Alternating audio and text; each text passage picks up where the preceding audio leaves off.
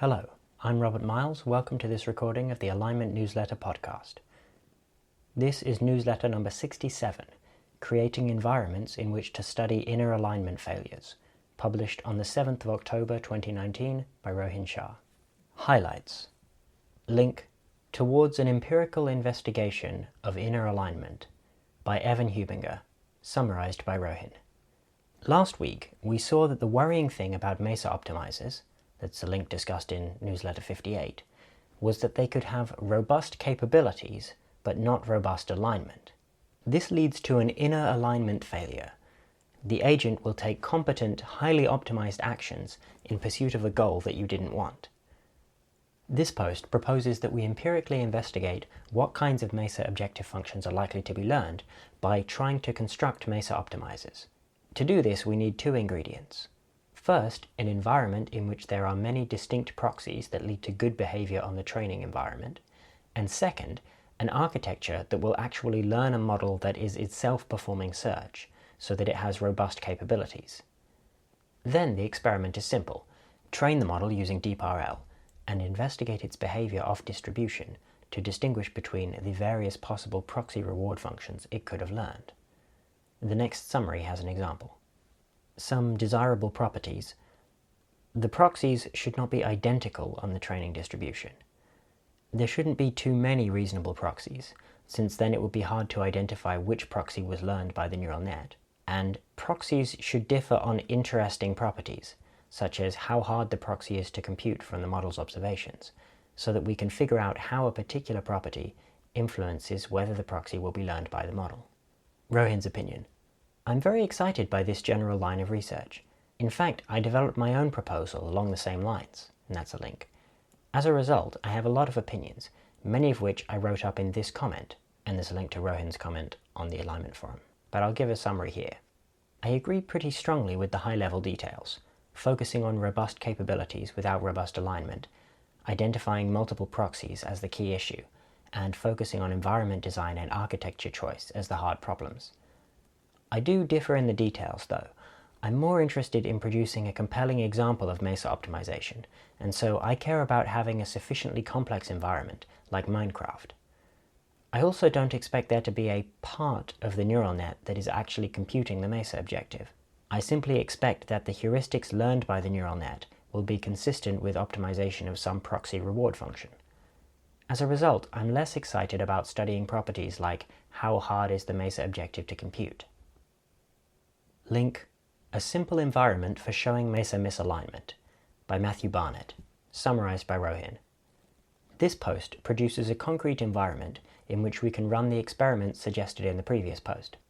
The environment is a maze which contains keys and chests. The true objective is to open chests, but opening a chest requires you to already have a key and uses up the key. During training, there will be far fewer keys than chests, and so we would expect the learned model to develop an urge to pick up keys. If we then test it in mazes with lots of keys, it would go around competently picking up keys while potentially ignoring chests, which would count as a failure of inner alignment.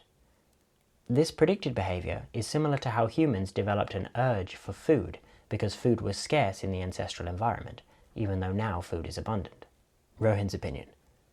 While I would prefer a more complex environment to make a more compelling case that this will be a problem in realistic environments, I do think that this would be a great environment to start testing in. In general, I like the pattern of the true objective is Y, but during training you need to do X to get Y. It seems particularly likely that even current systems would learn to competently pursue X in such a situation.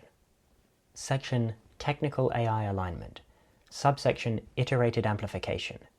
Link Machine Learning Projects on IDA by Owen Evans et al., summarized by Nicholas.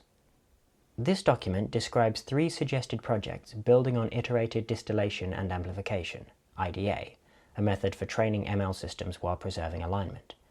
The first project is to apply IDA to solving mathematical problems.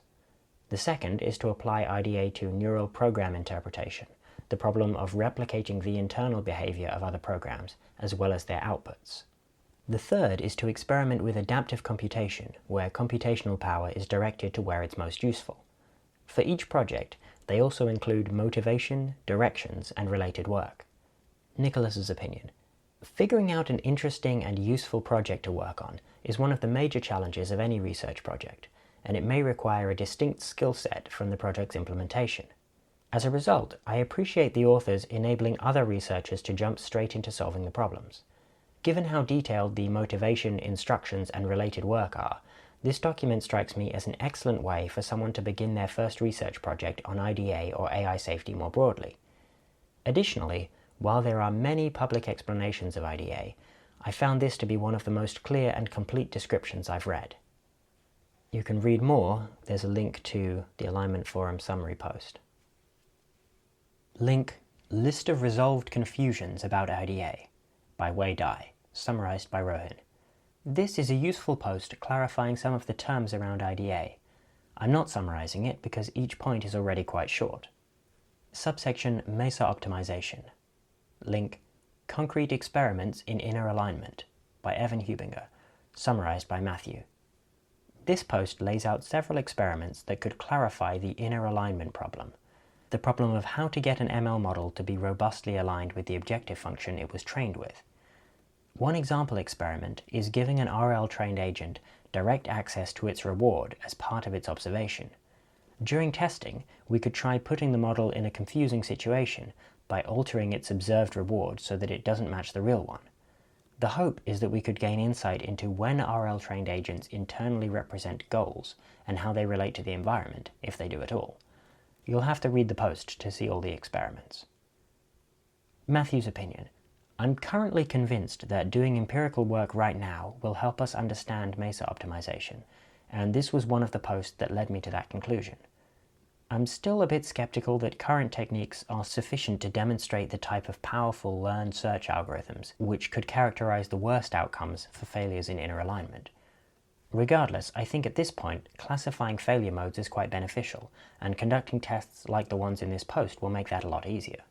Subsection Learning Human Intent. Link, Fine-Tuning GPT-2 from Human Preferences by Daniel M. Ziegler et al., summarized by Sudhanshu.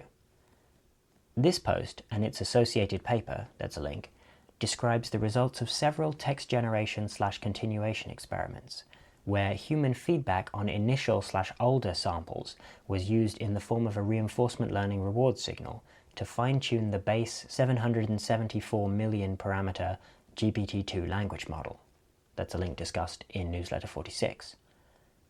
The key motivation here was to understand whether interactions with humans can help algorithms better learn and adapt to human preferences in natural language generation tasks. They report mixed results. For the tasks of continuing text with positive sentiment or physically descriptive language, they report improved performance above the baseline, as assessed by external examiners, after fine-tuning on only 5,000 human judgments of samples generated from the base model. The summarization task required 60,000 samples of online human feedback to perform similarly to a simple baseline, lead 3, which returns the first 3 sentences as the summary, as assessed by humans. Some of the lessons learned while performing this research include 1. The need for better, less ambiguous tasks and labeling protocols for sourcing higher quality annotations, and 2.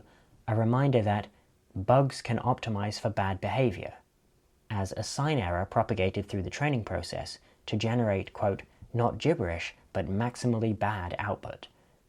The work concludes on the note that it is a step towards scalable AI alignment methods, such as debate and amplification. Sudhanshu's opinion. It's good to see research on mainstream natural language processing/machine learning tasks that includes discussions on challenges, failure modes, and relevance to the broader motivating goals of AI research. The work opens up interesting avenues within OpenAI's alignment agenda, for example, learning a diversity of preferences, A or B, or a hierarchy of preferences, A and B, sequentially, without catastrophic forgetting. In order to scale, we would want to generate automated labelers through semi-supervised reinforcement learning to derive the most gains from every piece of human input. The robustness of this needs further empirical and conceptual investigation before we can be confident that such a system can work to form a hierarchy of learners, for example in amplification. Rohin's opinion. One thing I particularly like here is that the evaluation is done by humans. This seems significantly more robust as an evaluation metric than any automated system we could come up with, and I hope that more people use human evaluation in the future. You can read more by reading the paper, Fine-Tuning Language Models from Human Preferences. Subsection Preventing Bad Behavior. Link Robust Change Captioning by Dong-Hook Park, Trevor Darrell, and Anna Rohrbach, summarized by Dan H. Safe exploration requires that agents avoid disrupting their environment. Previous work, such as Krakovna et al., penalize an agent's needless side effects on the environment. For such techniques to work in the real world, agents must also estimate environment disruptions, side effects, and changes while not being distracted by peripheral and unaffecting changes. This paper proposes a dataset to further the study of change captioning, where scene changes are described by a machine learning system in natural language. That is, given before and after images, a system describes the salient change in the scene. Work on systems that can estimate changes can likely progress safe exploration. Subsection Interpretability. Link Learning Representations by Humans for Humans by Sophie Hilgard, Nir Rosenfeld et al., summarized by Asya. Historically, interpretability approaches have involved machines acting as experts, making decisions and generating explanations for their decisions. This paper takes a slightly different approach, instead using machines as advisors who are trying to give the best possible advice to humans, the final decision makers. Models are given input data and trained to generate visual representations based on the data that cause humans to take the best possible actions. In the main experiment in this paper, humans are tasked with deciding whether to approve or deny loans based on details of a loan application. Advising networks generate realistic-looking faces whose expressions represent multivariate information that's important for the loan decision. Humans do better when provided the facial expression advice, and furthermore can justify their decisions with analogical reasoning based on the faces. For example, X will likely be repaid because X is similar to X prime and X prime was repaid. Asya's opinion. This seems to me like a very plausible story for how AI systems get incorporated into human decision-making in the near-term future.